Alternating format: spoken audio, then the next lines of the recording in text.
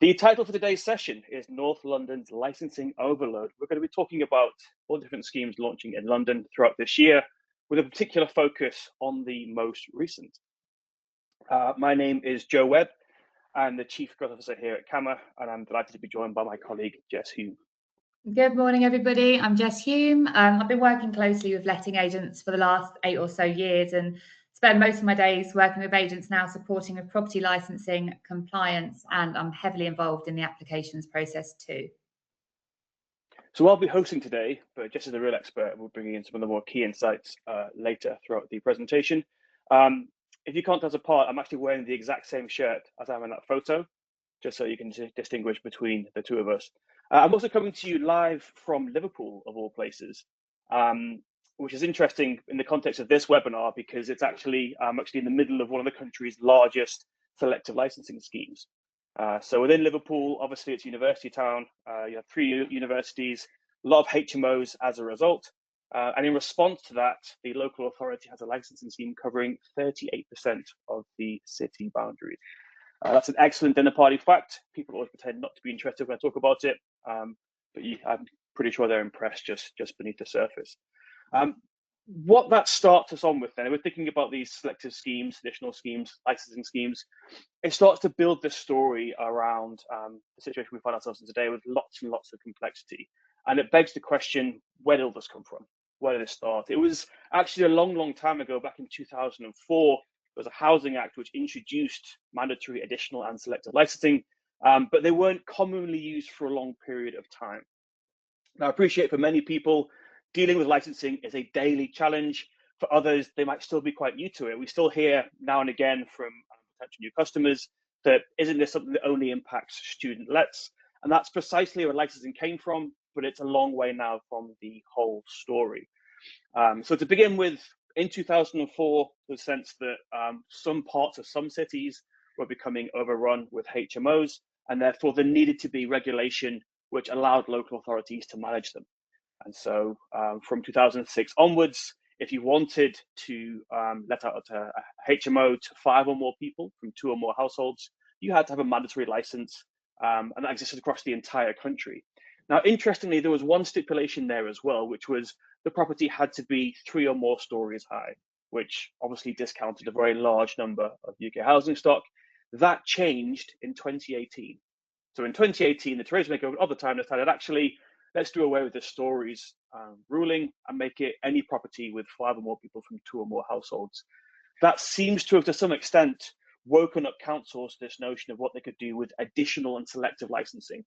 So there was this sense back then that, okay, as government, we want to set this blanket rule for the entire country, but every local authority is different, and the best people to manage local authority housing stock is the people who work there. And so there were 2 additional forms of legislation. There was additional licensing, which applies to smaller HMOs, but they define smaller HMOs as 3 or more people from 2 or more households. So a flat share with a friend in there and a couple counts suddenly as a licensable property.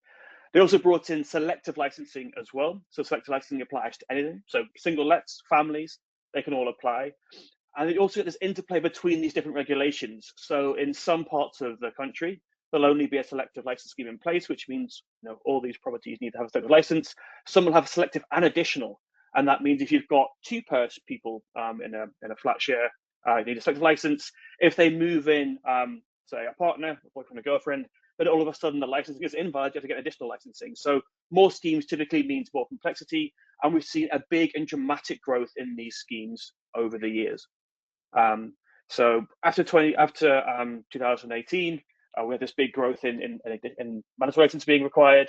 There was also a stipulation from the same government, from Theresa May, saying that actually selective licensing schemes could only be applied to 20% local authority housing stock. That was lifted last year, in 2024, I should say, by the current Labour government, and that's led to yet more scheme growth. So it plateaued between 2022 and 2024. What we've seen in the last couple of years is yet more selective and additional schemes, which we refer to as discretionary, coming into the market, making it more and more complex for letting agents to do their jobs. So we're at a position today where we find ourselves with more schemes than ever before, several of them launching in the last 12 months, last 24 months, and with a particular focus around London, where there are lots of different local authorities. Now, there is, of course, this big challenge around enforcement. Something we hear about is actually, well, I haven't got any licenses on my HMOs, I haven't been fined yet. That is, it's a common viewpoint, but it's synonymous with, the man who fell off the building in the fable, the block of flats, and every story was heard saying, so far so good, so far so good, so far so good. We have seen increases in enforcement in a number of different places around the UK, and while it is inconsistent, bear in mind there's almost 400 local authorities, so we're going to see inconsistency in terms of enforcement. We have seen lots of councils step up their game and doing things like finding new ways to regulate. So in Liverpool, where I am today, there's banning orders preventing letting agents from operating unlicensed HMOs. In Wolverhampton, for example, they've been outsourcing the enforcement. So they've actually given a private contract to 2.5 million to fine unlicensed properties. They're obviously going to expect a return on that investment. So it gives you a sense of how they're treating enforcement these days. One big change happened a few years back when they allowed tenants to apply for rent repayment orders without, first of all, needing basically the landlord or the agent to be fined to begin with. So it used to be that rent repayment orders could only follow a housing officer's charge for a property. That doesn't happen anymore. The tenants can apply for an RRO as the first point of action, if you like. What that essentially means is, while they do impact landlords perhaps rather than agents, it does mean that these councils are now finding out that more and more properties are unlicensed because the tenants are incentivized to pass that information on. Finally, we come to London, our focus for today. There is something there called the Rogue Landlord and Agent Checker, which is designed to allow tenants to check to see if the landlord they're working with, or the agent they're talking to about properties, has ever been issued with a penalty notice. We are able to look at that data and collect it. And to date, there's been almost £21 million in fines just in the Greater London area. So again, a lot of enforcement with some notable trends across the different local authorities within the capital. So we'll talk a little bit today about a couple of particular schemes. First of all, Islington. What's fascinating about Islington is not just the scale of it. So the entire borough is now covered by additional HMO as of just a few days ago. But it's also that they essentially announced a selected licensing scheme at the same time as additional, and yet they haven't confirmed the launch date. So it was in October of last year they agreed to launch both schemes. Today they've launched one, and despite that being 3-4 months ago, agents still aren't clear on when the selected license scheme is going to be launched. The one thing we do know is it won't apply to the entire borough. So a couple of local authorities there which won't get a look in. Hackney, luckily, is a little bit simpler. So they have got their additional selector schemes launching at the same time. But the selector scheme doesn't apply to the entire borough in the way the additional scheme does. They decided to leave out Haggerston, Woodbury Down, and frankly, no one really knows why. Do they feel they've got a bigger problem in London Fields than next door in Hoxton, East and Shoreditch? It's hard to work out what the case is. But again, it's just another nuance, another additional ruling or regulation which agents have to be aware of. Now, obviously, those two schemes, they're part of a wider trend here.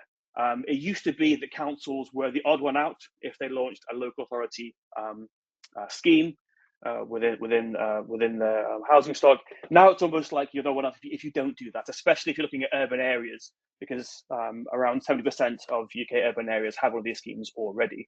So within London, we're seeing, for example, nationally, we're seeing in May the Rent Rights Bill come in. In August, Enfield is launching their selective scheme. In September, Islington are going to start enforcement. In October, Tower Hamlets launches their selective scheme. And December, enforcement starts in Hackney. We've already got one of the biggest schemes in the country in Westminster. And next door in Camden, from the fines data, we can tell you Camden is the most aggressive enforcer of property licensing regulations by number of fines issued in the entire capital. So lots going on within this North London enclave. Where that leads us to is a situation a little bit like this. So what we've created for you today is a map showing you the Greater London area. 88% of London is now covered in at least one form of local licensing legislation. In purple, you can see Article 4 legislation, which is essentially councils saying to their landlords, you can't convert a property into a HMO without essentially council permission. So you can't put an extra bedroom in the living room unless we give you permission to go and do so. On top of that, in the orange, you've got additional schemes. So this is where if you have a multi-household property, but with even just 3 people in, they need to get a license. And this applies to some really fantastic properties. You can have like £1 million flat on the river side, But if you've got 3 people in a 2-bedroom flat, you got to go and get a license to prove to the council that it's of the required quality. And then most complex of all, you've got the selective schemes. Now, in some cases, as we saw with Islington, as we saw with Hackney, they do apply to entire wards.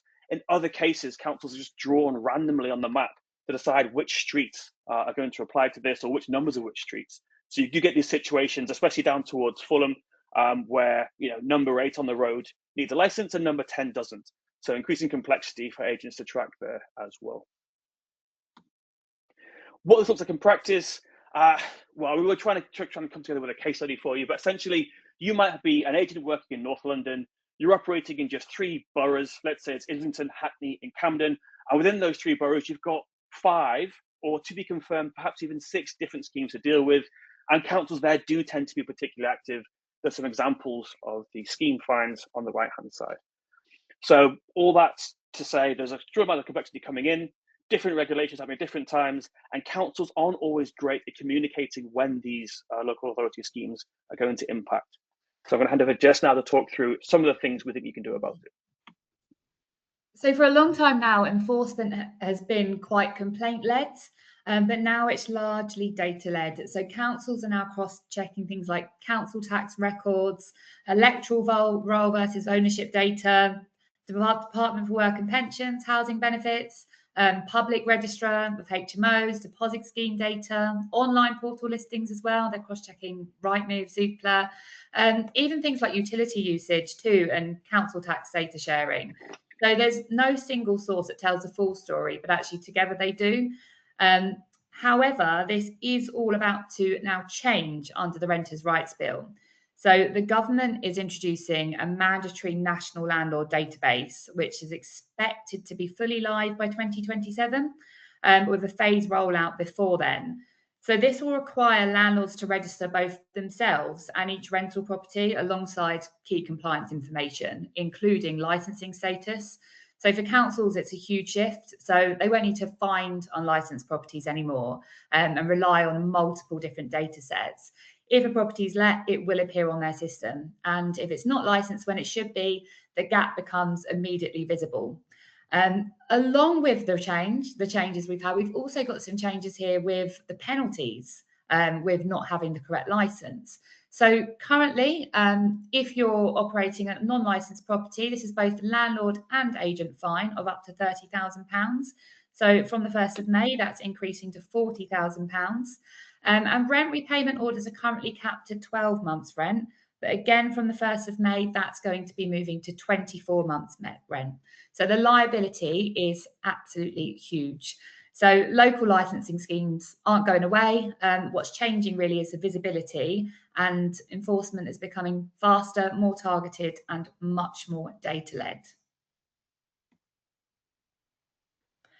Okay, so this slide shows at a high level what councils are expecting you guys to be doing when it comes to property licensing. So first, understanding your portfolio is probably the most complex part. So councils are expecting agents to know which properties require a licence, which scheme applies, and then what changes.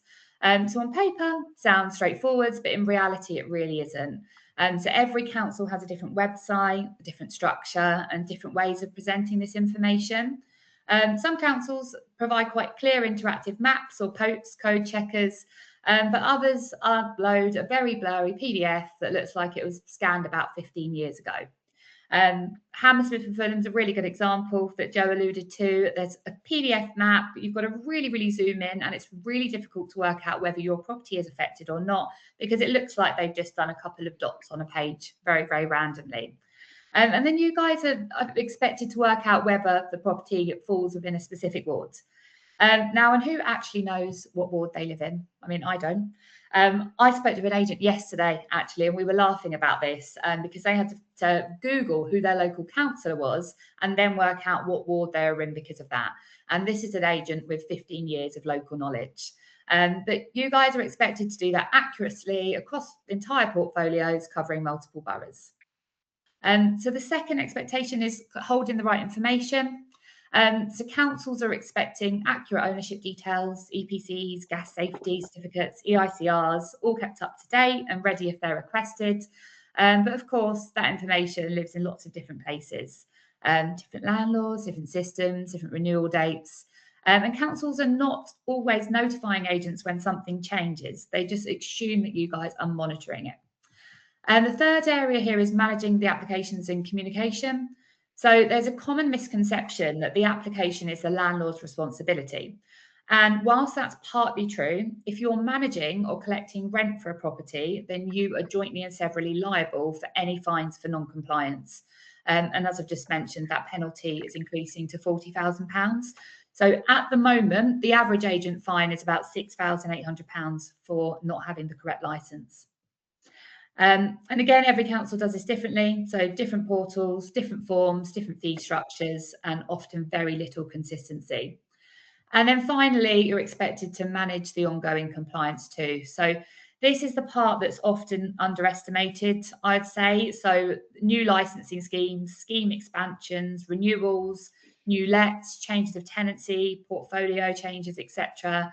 I mean, just last year alone, there were 49 new licensing schemes within the UK. So it's really difficult to keep a track of. And compliance isn't just something that you tick off once, it's something that you've got to continuously maintain. And there's very little communication when things do change, and some of the best agents are getting caught out here.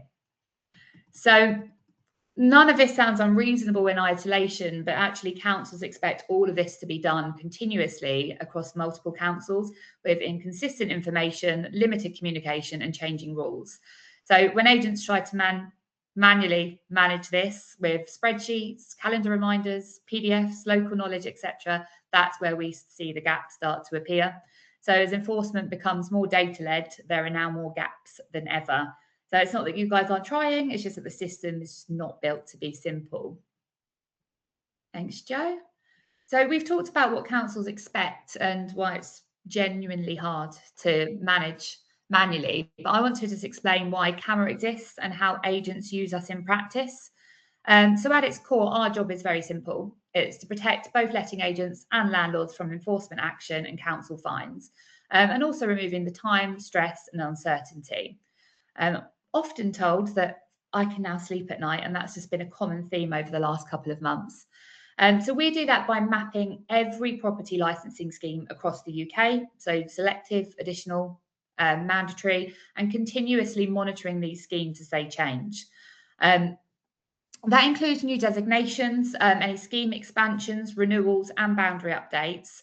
And even when those boundaries are published as, let's say, less than helpful PDFs, we include those too. So we then apply that scheme data at property level. So instead of asking, does the council have a scheme, agents can see exactly which properties are affected and why. So from your point of view, it creates clarity. As you can see here on the screen at a glance, what's compliant, what isn't, what needs attention across every borough without relying on memory, spreadsheets, or manually trawling through those council websites.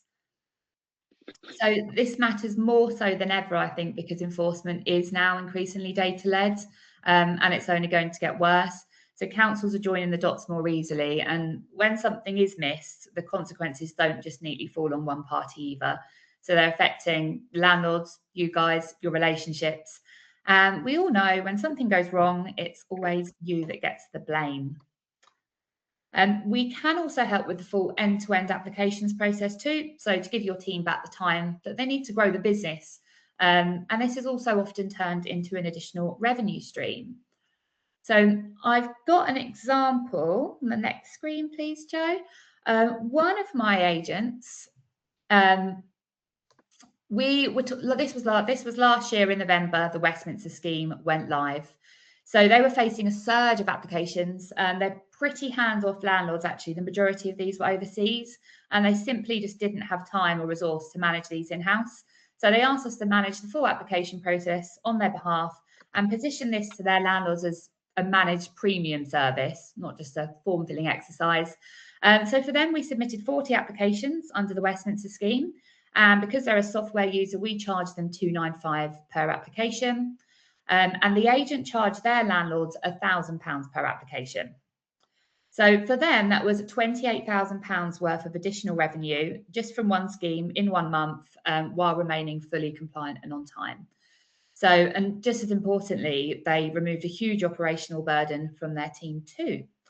So now, not agents going to get away with charging £1,000 per application. It was a bit of an anomaly, but I would say the average is around about 350 to 450 across London.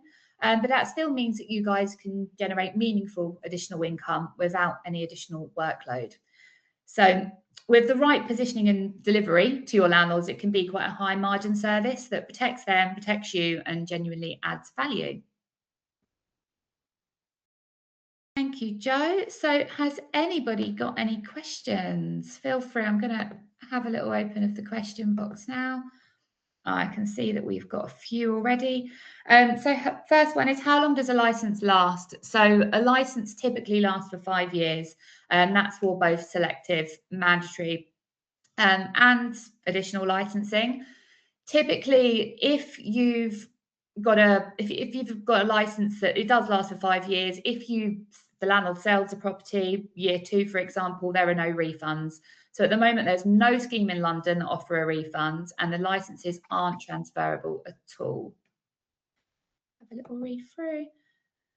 Okay, so should I, as the agent, be named as the license holder? So it is your choice. So it could be the landlord, the managing agent in this case.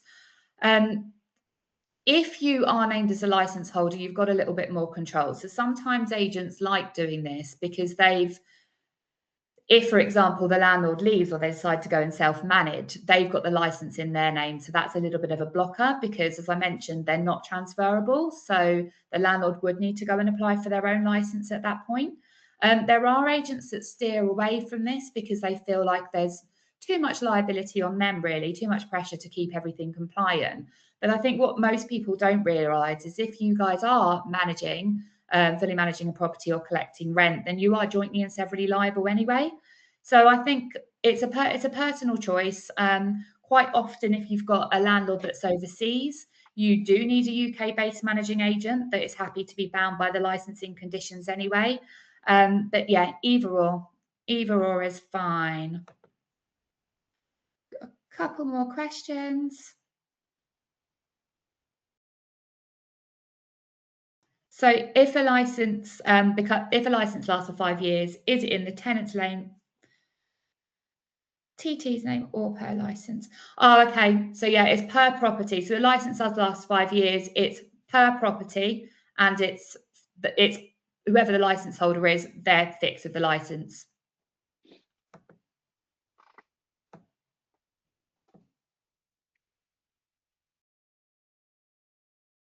Sorry, I'm just reading the next few questions.